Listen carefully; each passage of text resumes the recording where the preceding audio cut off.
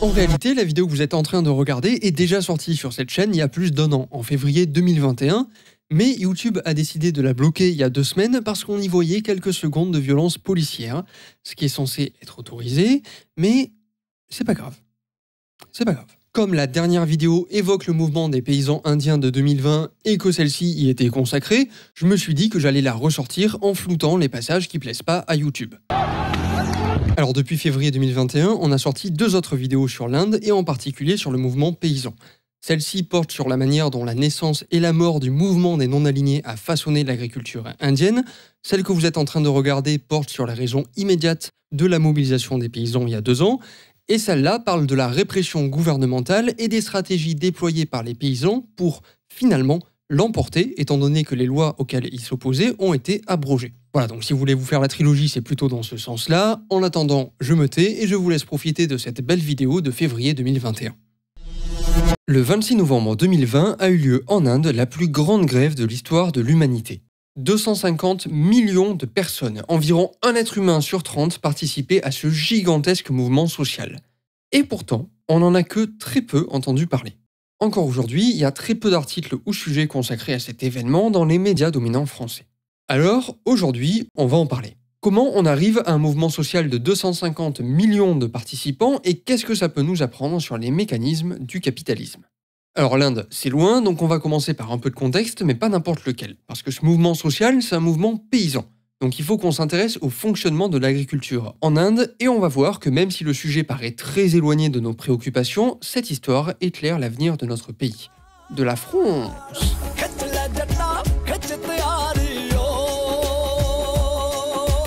On va partir de ce qu'on connaît tous de l'Inde, Gandhi. Gandhi, il est surtout connu pour être un type plutôt pacifique, mais c'est aussi accessoirement l'une des grandes figures du mouvement pour l'indépendance de l'Inde.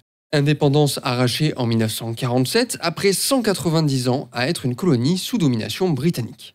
Comme plein de pays qui ont arraché leur indépendance à cette époque, l'Inde rejoint le mouvement des non-alignés, des pays qui, en pleine guerre froide, refusent de s'aligner sur les États-Unis ou l'URSS et qui tentent de concevoir un modèle de développement alternatif au capitalisme et au socialisme à la soviétique. Si vous voulez creuser sur le mouvement des non-alignés, vous pouvez regarder la très longue vidéo qu'on y a consacrée.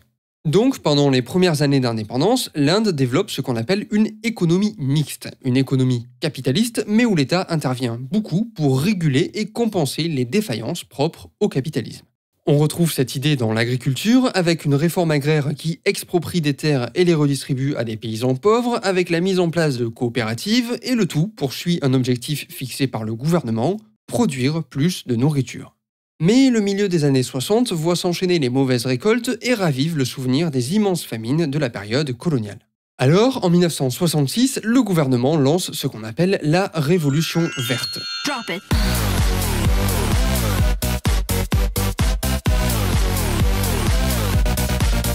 Cette révolution verte a un objectif, augmenter massivement la production et atteindre l'autosuffisance alimentaire. Pour faire ça, elle repose sur 3 piliers. Le premier, c'est l'importation de graines, de semences modifiées et sélectionnées pour avoir un très haut rendement. C'est un peu l'ancêtre des OGM.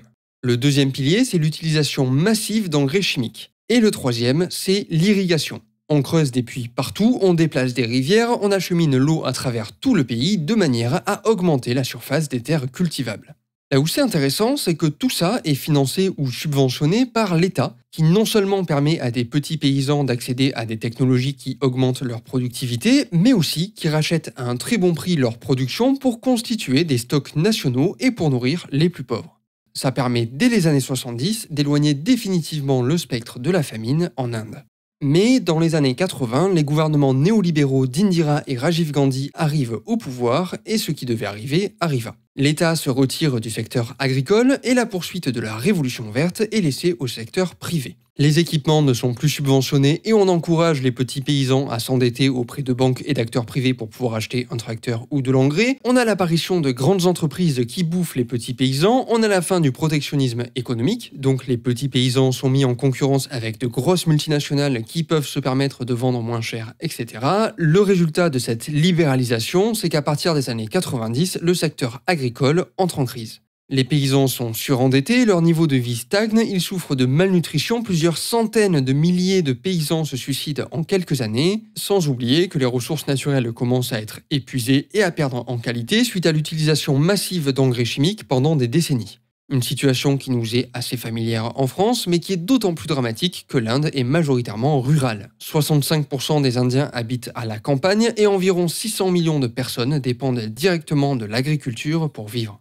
Alors, au milieu des années 2000, on revient à des réformes qui protègent un peu plus les paysans. L'une des grandes figures de cette critique de la Révolution verte, c'est un type qui s'appelle Swaminathan et qui s'avère être aussi l'un des pères fondateurs de cette Révolution verte. Depuis 2004, il dirige la commission Swaminathan qui propose de grandes réformes de l'agriculture en faveur des paysans, réformes qui nécessiteraient un État interventionniste qui réinvestirait de nouveau l'agriculture pour la restructurer. So now we have to see agriculture in terms of more ecological techniques, what we call sustainable agriculture, and it is very important that in terms of technology and public policy, we now have a new set of public policies, a new set of technologies. This can be done only by a massive investment in rural infrastructure, rural roads, rural markets, rural communication. Bref, depuis au moins les années 2000, le problème est très bien identifié. C'est la libéralisation de l'agriculture, le retrait de l'État et le fait d'avoir confié le secteur au marché. Mais en 2014, le gouvernement de Narendra Modi arrive au pouvoir et c'est un gouvernement d'extrême droite.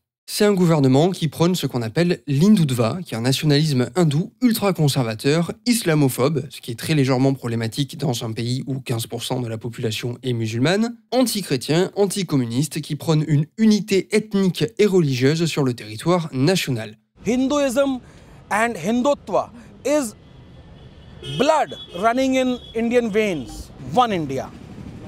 One nation. Vraiment la totale. Narendra Modi lui-même est issu d'une organisation paramilitaire fasciste qui s'appelle RSS, qui compte plusieurs millions d'adhérents, qui intimident, tabassent, assassinent et qui prône une épuration ethnique de l'Inde. Bref, le gouvernement de Narendra Modi est un gouvernement fasciste. The RSS dress code is khaki shorts and black cap. Okay. The black cap comes from the Mussolini's dress. The brown shirts and shorts come from the Hitler's dress. So it's a Mussolini, Hitler-inspired outfit. It's a combination of Mussolini and Hitler. This has been specifically written in Golwalker's book. In that book, M.S. Golwalker, then leader of the RSS, expressed his support for Nazi ideology and called their treatment of Jews race pride at its highest. They were disgraced after refusing to take part in the movement against British colonialism. But today, the Hindutva ideology is stronger than ever. Mais le gouvernement de Narendra Modi n'est pas seulement un gouvernement fasciste, c'est aussi un gouvernement néolibéral. Mukesh Ambani is the richest man in India. And during the last 6 years, he has earned eye-watering profits of $69 billion. His company, Reliance Jio, has monopolized the telecommunications market in India thanks to help from the BJP, who changed legislation to allow Jio to offer prices that undercut its competition. On avait vu dans d'autres vidéos que le néolibéralisme est la forme actuelle du capitalisme et on avait vu que l'une de ses caractéristiques, c'est quelque chose qui peut sembler contradictoire. À la fois un recul et un renforcement de l'État. L'État recule parce qu'il se désengage de l'économie, notamment en privatisant et en supprimant les protections sociales, mais en même temps, l'État se renforce, notamment parce qu'il impose ces changements avec violence. Beaucoup plus de moyens sont accordés à la police, à l'armée, voire à des milices privées pour réprimer les mouvements sociaux qui s'opposent à ces privatisations et à la fin des protections sociales. Ce recul et ce renforcement simultané de l'État néolibéral s'observent très bien aujourd'hui en Inde. Commençons par le recul de l'État. Les 250 millions d'Indiens qui manifestent s'opposent à 3 lois promulguées le 5 juin 2020 par le gouvernement Modi. Ces lois ont pour objectif de déréguler, de supprimer toute intervention de l'État dans l'agriculture et de la confier au fameux marché. Idée qu'on retrouve dans l'un des slogans utilisés pour promouvoir ces lois. One country, one market. Un bon exemple de dérégulation emmenée par ces lois, c'est la fin du système de mandis, des marchés régulés par les comités de marché des produits agricoles, APMC, c'est des comités où siègent les paysans eux-mêmes. Dans les mandis, des agents assermentés servent d'intermédiaires entre les paysans vendeurs et les acheteurs et garantissent ainsi que les achats soient faits au juste prix de la marchandise. Les fermiers peuvent aussi vendre hors du système de Mandis, c'est-à-dire sans le moindre contrôle des prix, ce qu'on appelle un marché concurrentiel, mais dans ce cas, la transaction est taxée de manière à inciter les acheteurs et les vendeurs à passer par les Mandis. Les 3 lois du gouvernement Modi suppriment ces taxes et, par conséquent, le système de Mandis. Dans le même temps, ces lois poussent à supprimer le prix minimum de soutien, une disposition qui date de 1966 et qui permet aux paysans les plus pauvres de vendre leurs récoltes au gouvernement à un prix fixe, un prix minimum indépendant des fluctuations du marché. Minimum support price ये minimum price होता है जो कि किसान को अपनी फसल के लिए चाहिए ही होता है ठीक है ये मिनिमम गारंटी करती है ये जो सरकार गारंटी करती है. D'un côté, ce prix minimum permet au gouvernement de constituer des stocks de nourriture et c'est comme ça qu'il a permis à l'Inde d'échapper aux famines durant la Révolution verte, et de l'autre côté, ce prix minimum garantissait aux paysans un revenu suffisant pour vivre.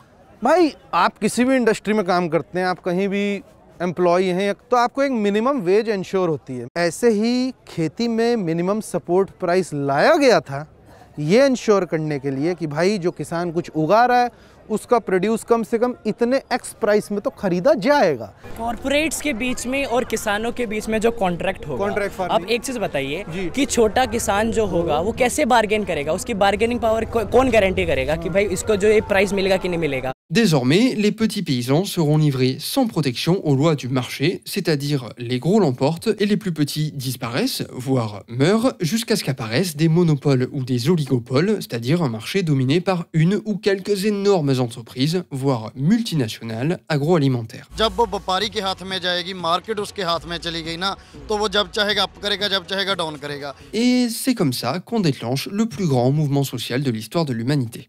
3 कानून लेकर आई है एग्रीकल्चर के संबंध में. वो तीनों कानून किसानों के खिलाफ हैं, कारपोरेट के पक्ष में भुगतते हैं. इसके लिए हमारी ये मांग है कि ये कानून हर हाल में रद्द किए जाएं. इतना ज़्यादा खराब कर दिया है और ये जो बोलना चाहता है कि इन तीनों किसानों से खुला बाजार आज़ादी दे रहा है. आज़ादी हमें छोटू राम ने दिलाई थी मंडियां लाकर, और ये हमें मंडियों से बाहर करके आज़ादी दे रहा है. अगर ये बात होती कि ओपन मार्केट से हिंदुस्तान की किसानी का हल होता तो आज बिहार से लोग पंजाब में नहीं आते, पंजाब वाले बोरी बिस्तरा बन के असी बिहार जाते. तो मतलब जैसे हमने टेलीकॉम में, हेल्थ केयर में, एजुकेशन देखा है कि पहले प्राइवेट प्लेयर आके मार्केट पे कब्जा करते हैं, उसी तरह यहाँ भी होने वाला है. जब प्राइवेट, जहाँ देखिए हॉस्पिटल थे जो सरकारी के साथ में प्राइवेट खड़ा किया तो सरकारी काम खत्म हो गया. स्कूल है, स्कूल के सामने प्राइवेट स्कूल खड़ा किया तो सरकारी स्कूल खत्म हो गया. और प्राइवेट में कैसे लूट हो रहा है ये सब आप लोग जानते हैं. ऐसे ही मंडियों में होगा. जब प्राइवेट मंडी होगा तो 2-3 साल बाद वो फिर ऐसा ही काम होगा जो आपकी बहुत बड़े पैमाने पे लूट होगी. किसानों को निकालना चाहते हैं खेती से, इनको अर्बन स्पेसेस में अच्छा चीप लेबर मिल जाए. Ces lois anti-paysans ont été promulguées le 6 juin 2020 et immédiatement des manifestations ont été lancées dans les États du Punjab et de l'Haryana au nord-ouest de l'Inde. Au fur et à mesure de la levée des restrictions et des couvre-feux contre le Covid, de plus en plus de manifestations ont été organisées partout en Inde, en particulier dans les États du Nord, qui sont les plus gros producteurs agricoles du pays, ainsi que les principaux bénéficiaires du système de Mandis et du prix minimum de soutien. जब इधर देश को अनाज की लोड़ थी तो पंजाब हरियाणा के आगे हाथ जोड़ रहे थे, अनाज हरी क्रांति लाओ. अब हम हरी क्रांति लेकर आए हैं और उसका हमको ये इनाम दे रहा है. Le 24 septembre, des actions pour bloquer les principaux flux du pays ont été lancées. Les fermiers bloquaient les routes, les trains, etc. Et le 26 novembre 2020 a eu lieu la fameuse plus grande grève de l'histoire de l'humanité, rassemblant 250 millions de personnes. Face à l'absence de réponse du gouvernement central de Narendra Modi, le mouvement social a appelé les paysans à traverser le pays, de temps en temps à pied, pour se rassembler directement à la capitale, Delhi. Le gouvernement a tout tenté pour les empêcher de venir, allant jusqu'à creuser des tranchées et installer des barricades fortifiées dans les routes vers Delhi. Sans succès. Au terme de ces grandes marches et pendant plusieurs mois, des centaines de milliers de paysans ont installé et occupé de gigantesques campements sur les autoroutes qui entourent Delhi et ont refusé de partir tant que les lois n'étaient pas retirées. Le mouvement social réclame non seulement le retrait des lois, mais aussi la mise en place d'un ensemble de réformes, dont celle préconisée par la commission Swaminathan, dont on a parlé un peu plus tôt, et qui recommande une restructuration du secteur agricole par un État interventionniste qui protège les paysans des défaillances propres à une économie capitaliste. Évidemment, un mouvement social aussi massif serait inimaginable sans organisation. Il s'avère que l'Inde a une très forte tradition de gauche, y compris révolutionnaire, y compris communiste, et une très forte tradition syndicale. Des centaines d'organisations se sont donc mobilisées pour coordonner les actions et les rendre possibles en rassemblant et en distribuant les ressources nécessaires. On notera aussi l'importance de la solidarité. De l'équipement, de l'argent et de la nourriture sont envoyés des 4 coins du pays pour permettre aux paysans rassemblés à Delhi de rester jusqu'à ce que le gouvernement cède.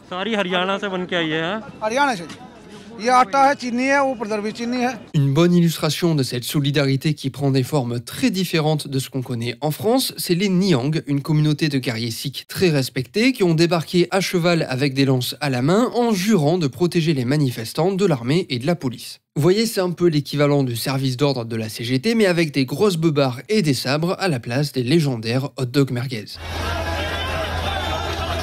Bon, malheureusement, ce mouvement social qui s'oppose au recul de l'État néolibéral se heurte aussi au renforcement de cet État néolibéral. La répression est très violente, les arrestations sont massives et la police, l'armée et les milices tabassent allègrement les manifestants. Pour plus d'informations sur la répression du gouvernement et les résistances des paysans, vous pouvez jeter un œil à cette vidéo. Mais enfin, je vous rassure, tout va bien. Modi lui-même a affirmé, je cite, Bon bref, on va s'arrêter là, mais avant, qu'est-ce qu'on a vu aujourd'hui ?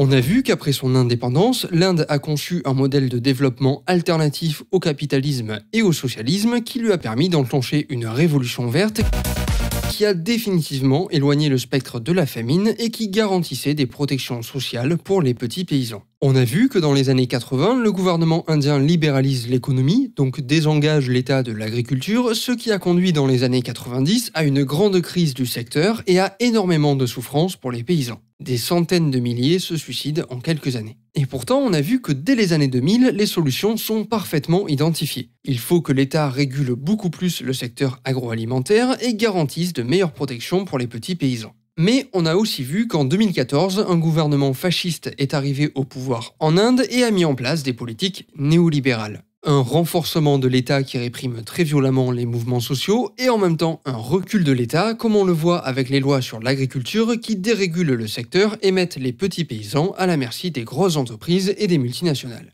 Mais ce que j'aimerais qu'on retienne de cette histoire, c'est les affinités entre le capitalisme, et sa forme actuelle le néolibéralisme, et les régimes autoritaires, voire fascistes, comme celui de Narendra Modi en Inde. C'est un schéma qu'on a déjà croisé plusieurs fois et qu'on retrouve absolument partout. Dans d'autres vidéos, on a évoqué l'émergence du néolibéralisme au Chili dans la dictature militaire de Pinochet. On a vu qu'en Indonésie, c'était à peu près la même chose avec la dictature militaire de Suharto. Et chez nous, ça nous permet de mieux comprendre l'autoritarisme de Macron. L'état policier que Macron est actuellement en train de mettre en place n'a rien de surprenant. Depuis les années 70-80, on sait et on observe partout qu'un état néolibéral est un état autoritaire. सांसद की राय नहीं ली गई, सिर्फ तानाशाही किया है और उसी तानाशाही के तहत जो है ना ये चाहता है कि भाई कुछ 150 परिवार हैं हिंदुस्तान के। On nous répète ce mythe d'un capitalisme qui se balade main dans la main avec la démocratie et qui la diffuse partout où il passe. La réalité, c'est que le capitalisme est beaucoup plus performant dans un régime autoritaire que dans un régime démocratique. Et ça, c'est un point crucial à ne jamais oublier parce que c'est la clé pour comprendre le tournant autoritaire mondial qui commence à pointer le bout de son nez, comme on le voit en Inde, au Brésil, aux États-Unis ou encore en France. Et c'est un tournant qui ne va que s'accentuer dans les prochaines années. Mais enfin, tout n'est pas perdu. En Inde, où on lutte en même temps contre le néolibéralisme et le fascisme, cette lutte a rassemblé 250 millions de personnes et a donné naissance au plus grand mouvement social de l'histoire de l'humanité. L'Inde nous montre aujourd'hui que le tournant autoritaire à venir ne se fera pas dans le calme et la résignation. Et ça, c'est plutôt une bonne nouvelle.